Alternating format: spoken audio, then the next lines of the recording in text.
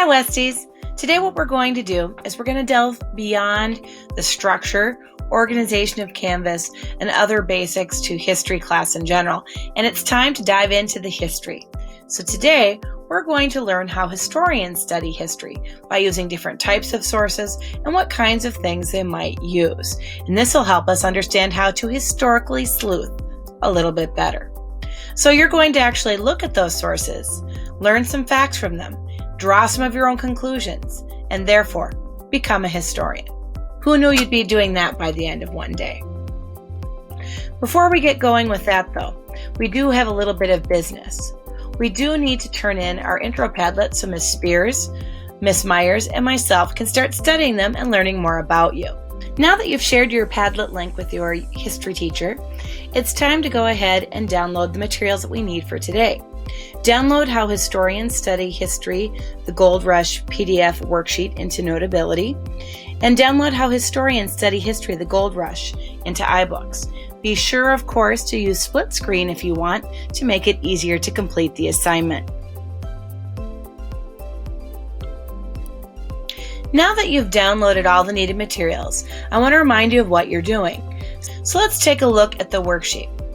Basically, what it does is it has you think about things as you go. So the first chapter is about understanding what a primary and secondary source is and the difference.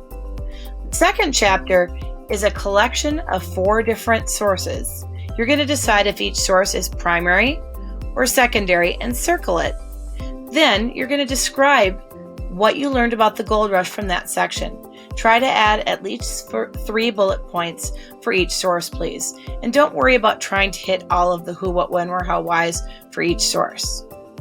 Then you're going to come up with conclusions. So you're going to look at your facts and decide what those facts can tell us about life during the gold rush.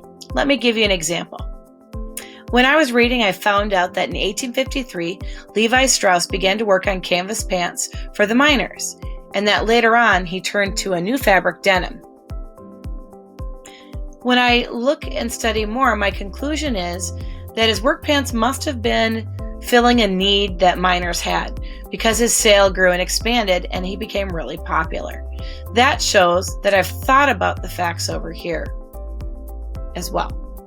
So you're going to go through each of the sections and then you're going to wrap up by taking a look at final conclusions. This is trying to get on a how historians learn kind of mindset. We're going to come back to these questions in our next class period. When you're done with the worksheet today, you're going to upload the completed worksheet either by using the link here or by the method we used before from Notability, which is usually simpler for kids. The homework is done, so have a good day, Wise Edens. Stay classy.